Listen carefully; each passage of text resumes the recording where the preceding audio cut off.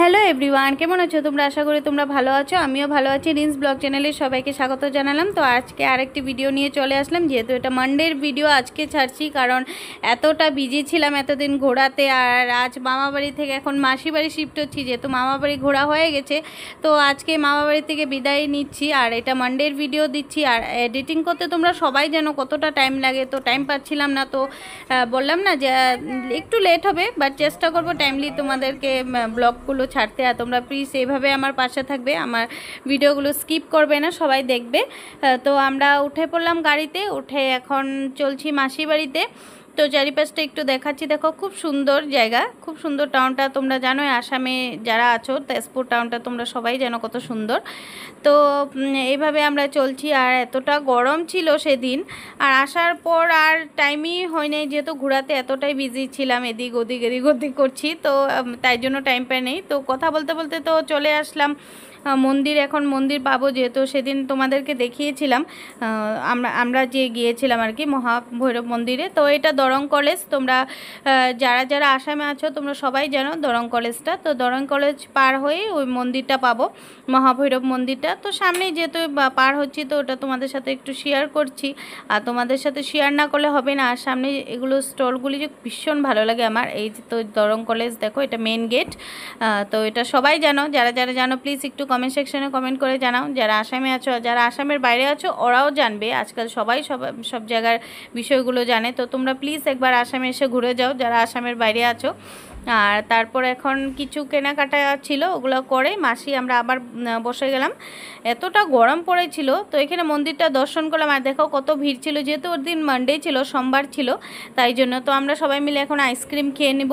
Ice cream খেয়ে তারপর একটু কিছু বাজার কেনাকাটি ছিল আর কি। তো আমরা চকবাজার ঢুকে গেছি, চকবাজারের থেকে তেজপুর চকবাজার, তোমরা সবাই জানো, ওখানে ঢুকেছি।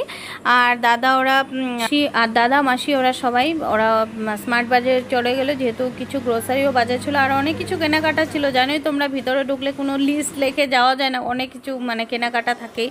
সো ওরা ওখান থেকে কেনাকাটা করছে। তারপর আবার এসে আমরা সবাই মিলে এটা হুড়ুম, তোমরা কে কে চিনো এটা হুড়ুম বলে এটাকে। তো ফার্স্ট টাইম আমি দেখেছি, খেয়েছি অনেকবার, যেহেতু প্রসাদের সাথে এটা দেয় আই থিঙ্ক। তো ওটা খেয়েছি বাট দেখিনি। আর এতটা গলি টলি দিয়ে দোকানে যাচ্ছি, দেখো।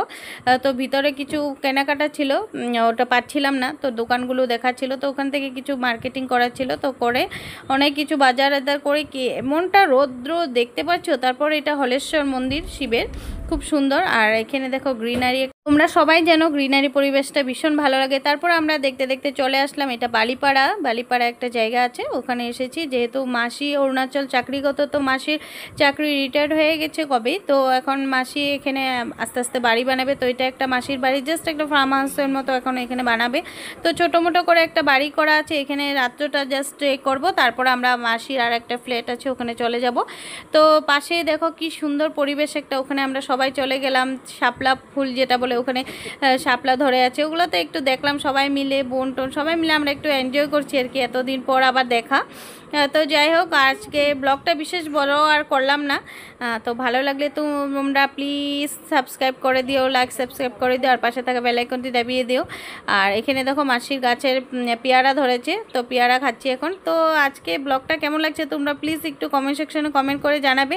আবার কোথায় ঘুরতে যাচ্ছি নেক্সট ব্লগে তোমাদের সাথে দেখা হবে। তো এখান থেকে মাসির ওই ফ্ল্যাটে যে যাবো, ওখানে ওটা তোমাদের সাথে শেয়ার করব। এটা জাস্ট মাসি এমনি নর্মালি বানিয়ে রেখেছে আর কি বাড়িটা, তো ওটা একটু দেখাচ্ছি তোমাদেরকে। তো আজকের জন্য বাই বাই।